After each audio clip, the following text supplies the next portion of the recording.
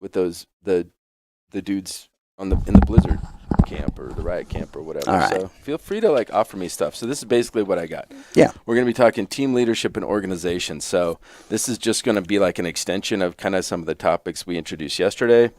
And then I wanted to talk a little bit about these could be some of the duties you should consider planning on having. And the way we've set it up is we've divided it between sort of a head coach and general manager kind of thing. Not equally, not in terms of time and effort. There's no equal here in terms of time and effort, but for us in our organization, this made sense for us, and just give an example. Yeah, I like it. Okay. And again, we don't have to do this more than 20 minutes. This can be a quick one. All right. Here we go. Oh, are we recording this whole time? Oh, yeah. Oop, I'll edit that later. Yeah, you will. How you doing? Oh, wait, All I right. need to look at the camera. How you doing? Well, hey there, Brett. So we're here to talk a little bit more about leadership of an esports program, organization of an esports program, what kind of people you need, what in the world they're going to have to do. Let's start it off with an important kind of question about who's involved in the administration of a collegiate or even scholastic esports program. Who do you see involved in that? Who have we gotten involved in that? Well, clearly it starts at, I think, the student leadership level, in that there already normally is some organization around student teams. Mm-hmm. There are either captains or there's organizers that are involved with student clubs. Once you reach out, you bring those organizational club-related pieces into the bigger picture.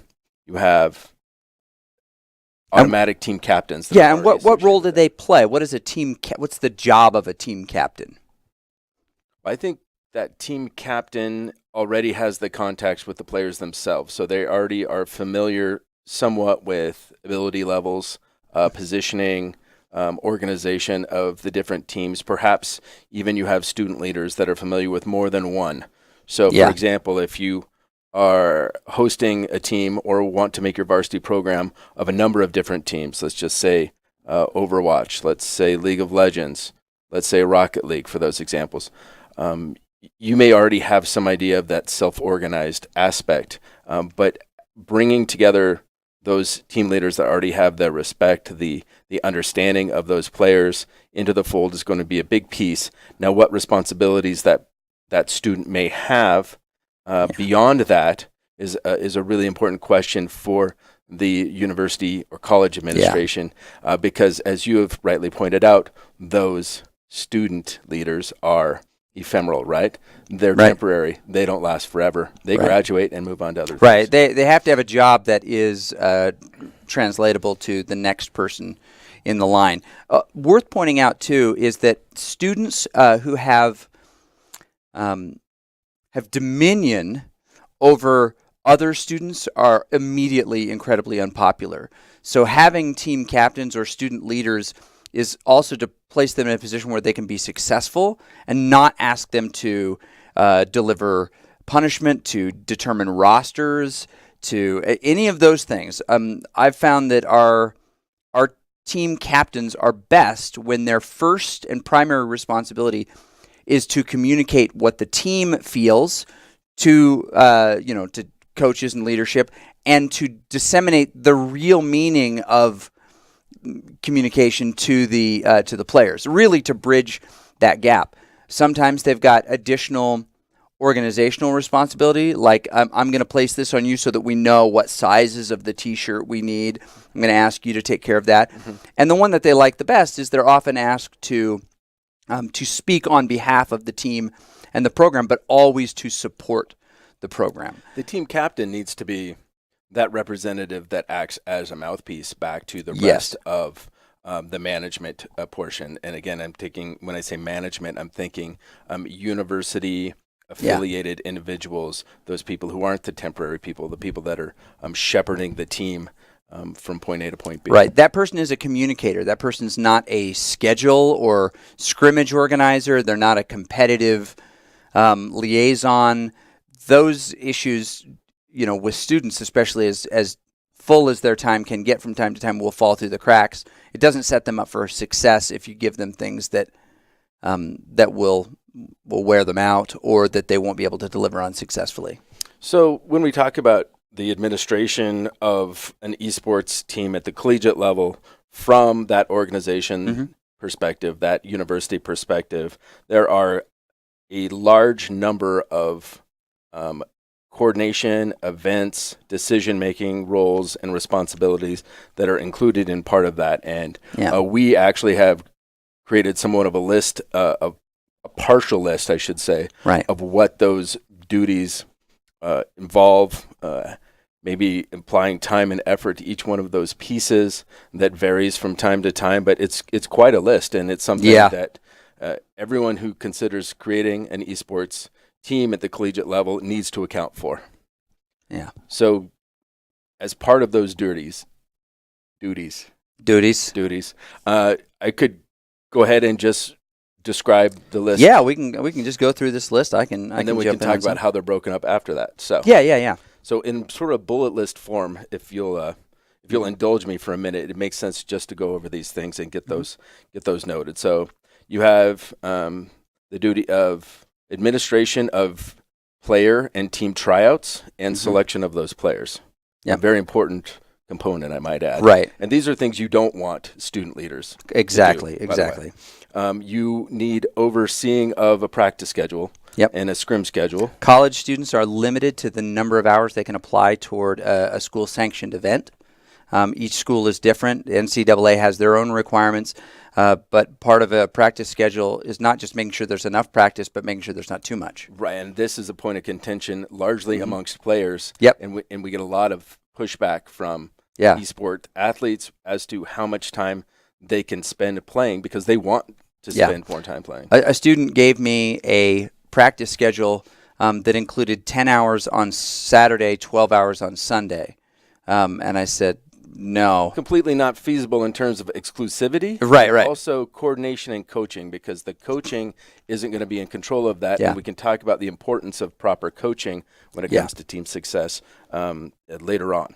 But as part of that, part of that piece is to coordinate coaching. So you may have on-site, in-person coaching, or you may have some other distributed options, such coaching, as distributing, remote coaching. But also it's finding the right people to be the coaches of the things that you need, whether that's for a specific game title or if it's for you bring in a coach that can teach communication across all games. Sure. Yeah. Absolutely.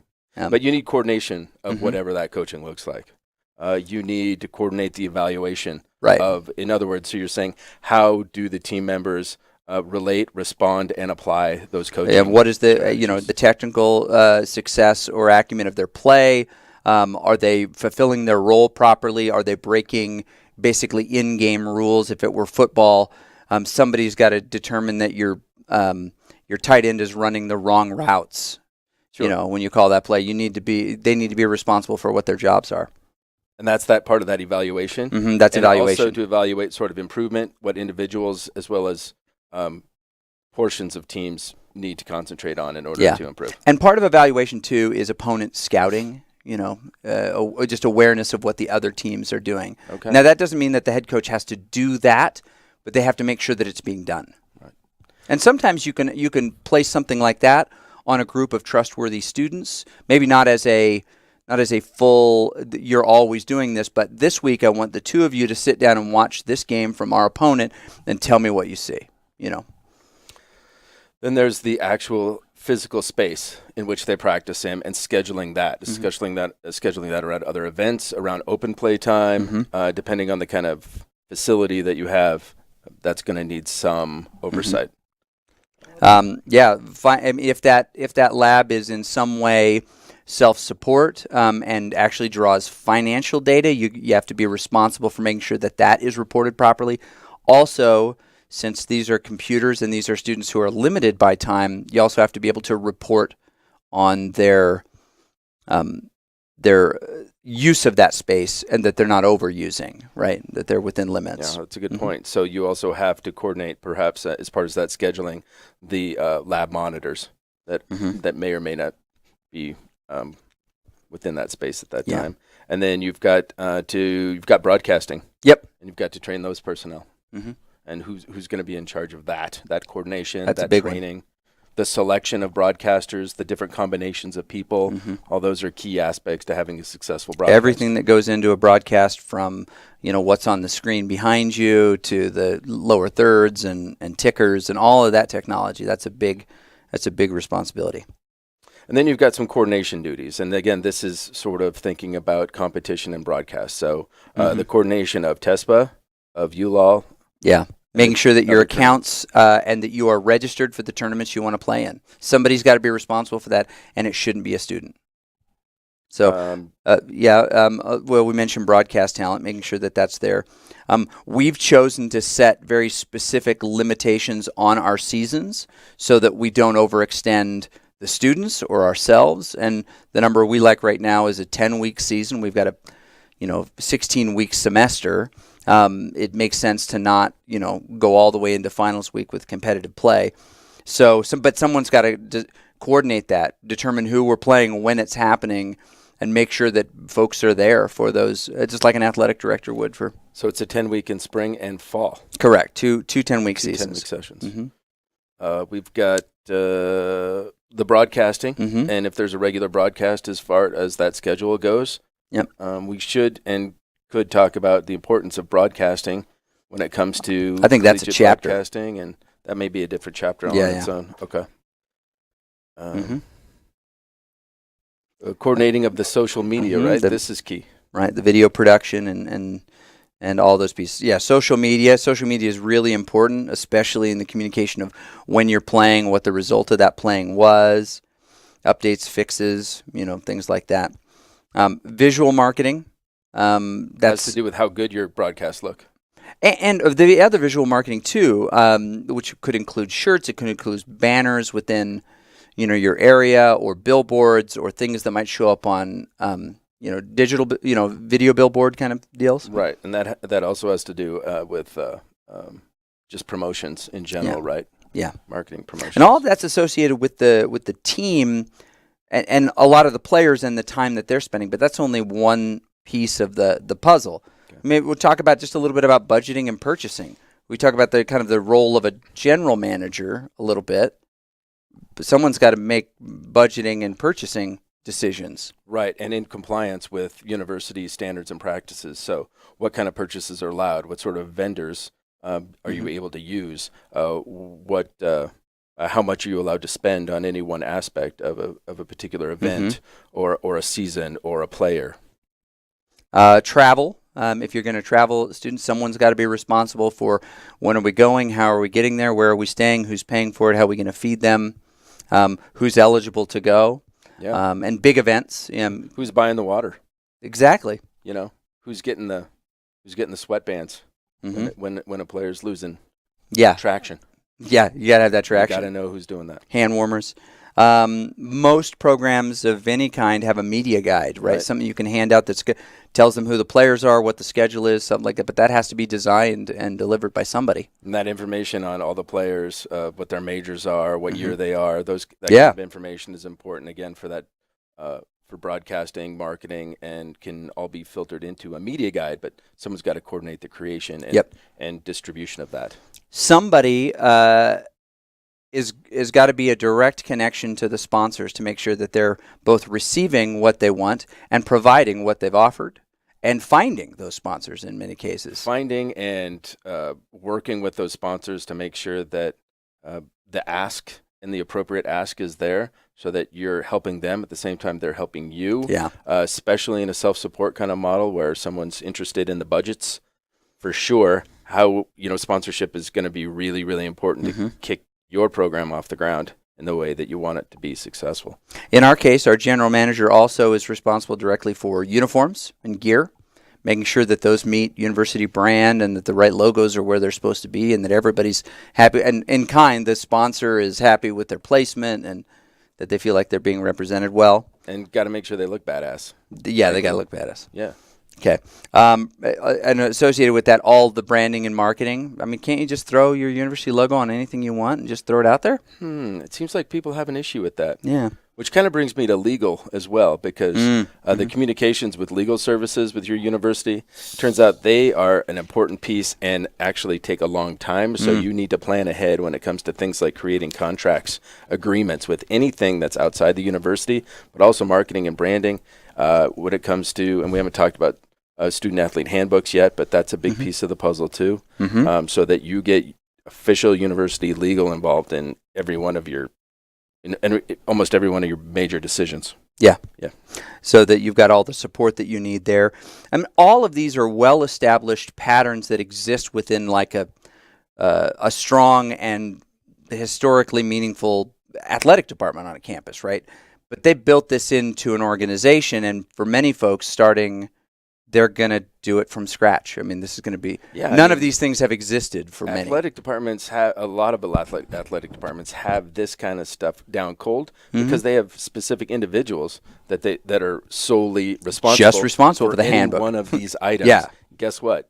Those folks in esports, you're going to have to figure all this out. Yeah. And you can definitely leverage resources within your university Mm-hmm. or your college to do these things, but you're still really plowing new ground here.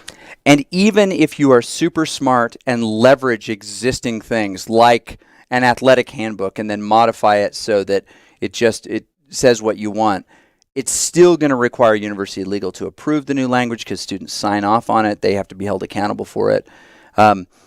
It's still a process that doesn't happen instantly. And we'll go into detail with Yeah. what happens in that student handbook in a later chapter. Yep. Player eligibility is another important one. Right. Whatever you determine as your player eligibility, somebody, and in our case, the general manager, is responsible for determining player eligibility. And so we have like a GPA requirement we're talking about. Mm-hmm. We're talking about perhaps full-time student status rather than Yep. just part-time student status. It may depend on how many years this person has gone to that school. Do they have the same sort of like red shirt sort of status that maybe someone in the athletic department would? Or is it 4 years of eligibility? Or right now there's no written rule book on the capping the number of years a player may be eligible. There's not even a cap on a professional versus amateur. Am I right? Yeah, there's a lot of those things still to be determined. Right. And one of the other things as it relates to players, not just coming into your program, you see the head coach kind of helps with that tryout and selection. But when somebody leaves your program, whether they graduate and move on, whether they decide they don't want to play anymore, or if there's some disciplinary action which makes somebody ineligible and they'll no longer be part of that team moving forward, all those things are true. Someone needs to be a part of that process to conduct that exit interview. In this case, it's the general manager, so that you can have a clear understanding of what the separation means, what rights they retain, what rights they no longer have, what their responsibility is, what the university's responsibility is. Behaviors in terms of interviews, in terms of social media and interactions and involvement with the team beyond after they leave. All these things are things that we've run into already with our group, and important things to consider when you have an exit interview. This is what it means before you join the team. This is what it means when you're on the team. This is what it means after you leave the team. So a player who says, well, I'm going to leave and I'm going to go professional, they need to have an exit interview to understand, okay, we wish you the best of luck. We think this is going to be amazing, but do not speak ill, of this program. Do not speak ill or try to coach your teammates. Do not, this is a separate thing. And any of these things will affect your ability to participate ever again if you should choose to. And here's the terms by which you could come back if you wanted to, if schools even allow that. And this is an area that's really well covered and actually done effectively by most athletic departments. Yeah.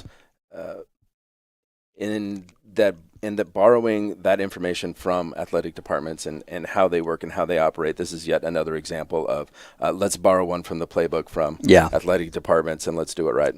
It's a well-traveled path in athletics, and it's always good to borrow those things. So how much time does it take for all this stuff? Wow, that's to be determined probably, given that we don't know because, as we like to say, we're building the plane as we're flying it. Here between Dr. Haskell and myself, it's taken a lot more time and effort than I ever expected it.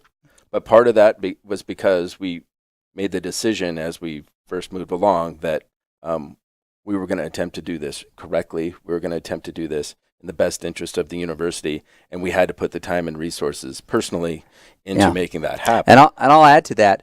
We wanted to do it correctly, but we also wanted to do it quickly. That waiting was counterproductive to the momentum we thought we could generate. Thinking about it for a year, putting pieces in place, proving the viability was hard for us to do. The idea was, well, let's build this structure and then show why we need someone else to help with it. And once that horse leaves the barn, there's really no turning back. No. So just to provide some context here, an example, have over close to 300 students who are interested in participating in some way, shape, or form in the varsity esports program, have give or take 50 esports varsity athletes that are currently competing on teams. We have a head coach, which is in charge of 3/4 or 2/3 of the duties that we just went over. We have a general manager, which is in charge of the rest of those. I'd say a good solid third. Yeah. And that's probably 2 full-time jobs right there to be done effectively. We also have help. Let's be honest. We have people in sponsorships at our university that have stepped up and said, yes, we will help you find the right connections in the industry, locally, people who would be interested in partnering with us to create a varsity esports team. We have administrative help that the academic department has supplied through administrative support, as well as things like website support. We have volunteers that have helped us from marketing and branding, who have assisted us with things like jerseys and legal issues and compliance with not only athletics and academics, but also conference affiliations and things like that. And we're talking, and I'm not even counting the other various meetings that we've had with places like university admissions. Athletics, student services, deans of various sorts, the provost. So all those meetings, all those happenings, those are all key. And it's similar, very similar to, for us at least, in the sense of football or basketball, that the time spent in season is much greater than an average 9 to 5. You spend much more time. Our guess is that out of season, we'll still be working on it, but the time commitments will be dramatically. But how many hours would you say you in season that I'm dedicating to something esports related as the general manager? I would say probably 6 hours out of a normal 8-hour day would be dedicated to that. And some days more, other days I need to go back and do other professor and department head duties. But that, I know that pales in comparison with what our head coach puts in. During season, it's probably 9 to 10 hours of an 8-hour day. Right. I'm not sure if that time ever gets made up in the off season, but some of the things that fall through the cracks are the things we'll address. So changes and updates to a student handbook, for example. Refamiliarization with guidelines, university guidelines, or NACE guidelines, or new rules in TESPA, or those kinds of things. I have a feeling that those catch-up things are going to take up more time than in the off-season. Maybe so. We would even maybe so. And in fairness, one of the things that we've gotten a little bit of help from part-time individuals that are supporting the program that have made things like scheduling much easier. They handle some of those scheduling pieces. And if we find that there's an opponent we've scheduled who now can no longer make the trip, they'll help to supplement and to fill those in. And they actually field requests from other programs who say, we'd love to have a scrimmage against or play against you. We would like to be a part of what you're doing. Can we schedule? And then they'll find a place to put them in if it's appropriate. But it's a lot of time. Now, granted, we've got 5 varsity games and about 60 varsity athletes. That would be less if it were, say, 2 teams. Yeah. And so we could have made it easier on ourselves. Yep. Or we could have even made it more difficult by saying we're going to support 10 different teams we're adding Fortnite mid-season or something. You know what I Yeah, mean? Like, exactly. we could make it even worse. Yeah. But again, that's a question of money and space. So speaking of money and space, Right. what is your budget, and who's in charge of controlling that budget? So the budget is bottomless, right? No, the budget is really fluid. We're still developing a budget, but the department head, the department that is sponsoring it, is ultimately responsible for that budget. We are bringing in some sponsorship dollars, which help to offset what we are spending, but also we intend the self-support model where the lab itself will generate monies back to the program by selling hours on the computers and subscriptions to gaming time and things like that. That it should the two should help to self-support. Now that doesn't necessarily cover a faculty line at this point, but it does help to supplement those types of things. We're also at a university where we know we'll recoup some of what's being spent on this in the number of students that we bring in to different classes that we hold related to esports, whether it be graduate or undergraduate courses associated with gaming and esports. Those things help to return money back to the program that's putting it out. But as far as a budget, I mean, you're talking revenue possible sources. Definitely, right. That's one of the biggest keys. If you're trying to start up an esports program, there's certain sunk costs that you're not going to be able to avoid.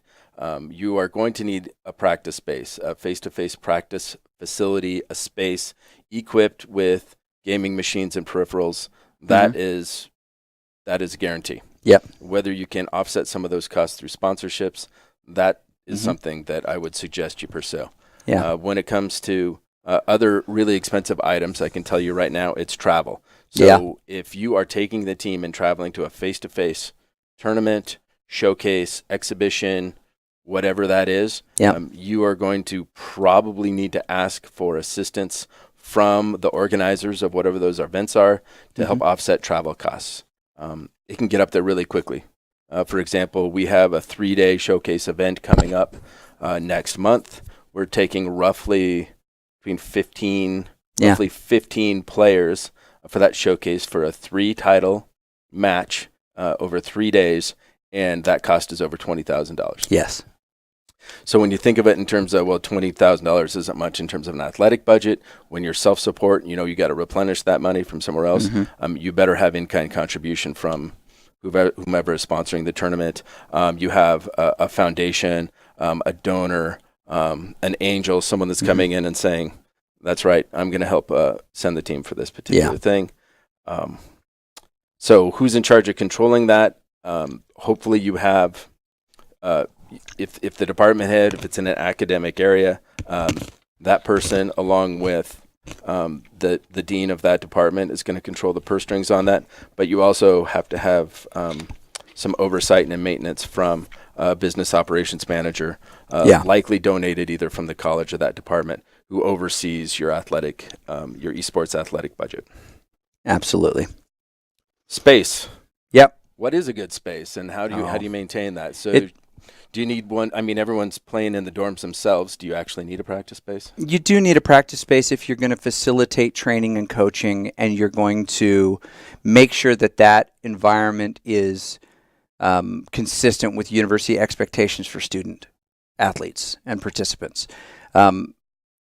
When people are communicating via comms from their dorm room, it is not the same professional environment that you have in a practice facility. Well, what kind of things can you not replicate when you're face to face? When you've got 10 students in a League of Legends match that are practicing against each other, what are those kind of key pieces why you need a practice facility in the first place? Well, I mean, part of the practice facility is you need to be able to watch film together, and there are video tools that allow you to stream directly to their machines, but that's not the same as having them engage in communication. Good teaching in a digital age is also, it's not just connecting them with digital tools, but intentionally disconnecting them from any distractions so you can focus on things. Right, you ensure that level of participation when you're in a face-to-face environment, Yep. there's just FaceTime checks where you can say like, are you getting this? Yeah. Are you understanding what Body language says a lot. If you've said something that has caused a player to disengage because they think that you were talking about them when you said this or that, you need those visual cues to determine those things. So we definitely recommend having face-to-face practice facility of some kind. It also legitimizes that if somebody from another department can swing by and see a practice and go, "Oh my gosh, you guys are studying film? Oh yeah, well that's really cool." I would never have thought that of esports. Well, no, it's like, as I've said before, the only difference is the E. But our recommendation here is that space is not only used as a practice facility, but as alluded to earlier, it is a multi-use space. It's a mechanism that other esports-related classes can be held, or just regular classroom activities can be held in that space.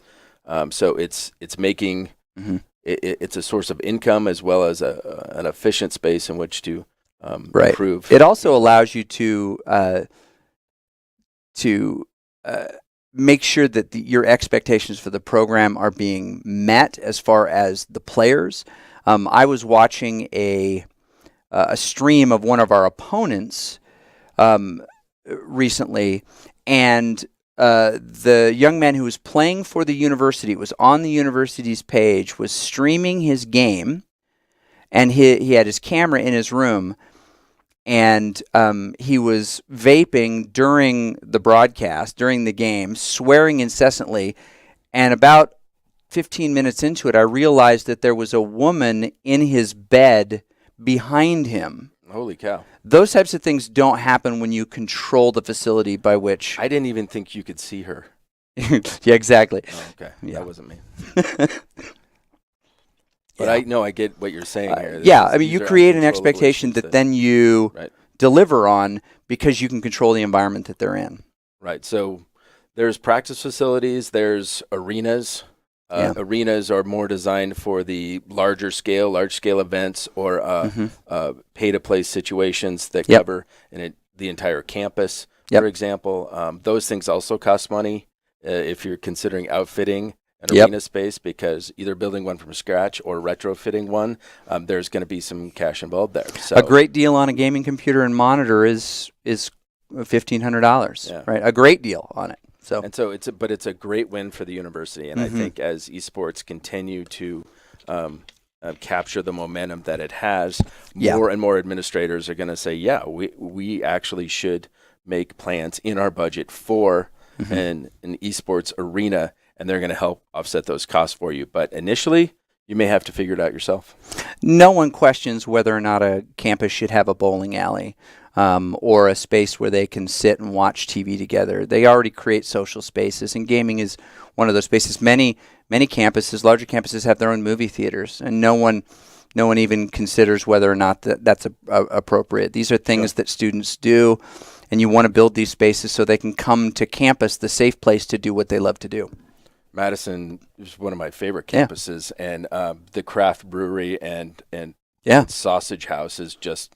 It's a beautiful place to go and congregate. I don't see why an esports arena not any different. Be totally congruent with that kind of space. Yeah. All right, we're almost out of time here. All right, we're almost out of time. Sorry. So, are you choosing to travel? And if so, what are the give and takes of that? So eligibility. Okay. Can they travel? Right. Who do you take, and why do you take them? You can't take everybody, right? So how do you select them, and making sure that selection criteria is out there and that it's unassailable, right? Even if that means we're selecting people to take based on my decision, and students don't have any influence in that, because if you kind of give students a vote, then people feel slighted. But typically, the student to director separation is one that buffers a little bit more of that discomfort or unhappiness. So I suggest you have or plan for a liaison that goes with you, not quite chaperone, but again is in charge of ensuring that the student athletes are where they're supposed to be and when, that they have all the information that they need. Right. If somebody's not feeling well, or if there's any information that needs to be passed along, to the Yeah. management that's traveling with them, coaches, managers, whatever, that person can then be that buffer. Yep. You want to make sure that if you have minors traveling in the group, that those things are taken care of, that the university knows that. Mm-hmm. You definitely have travel considerations that the university is concerned with in terms from a legal standpoint, and how and where you can spend money during those travel pieces. There's per diem for the Yeah. players in terms of food and amenities. So again, lean on your athletic department if they already have those policies. Yeah. To do that, and Yeah. that's it. We could talk a little bit more at some point. I think when we go to student handbook, we can integrate the scholarship idea within that. So maybe we can bring back the idea of scholarships once you're feeling a little better and you're a little less raspy. I'm a little raspy. All right, man. Okay. All right. Cool. Thank you. That's a great rehearsal. Yeah, I hope you hit the record button.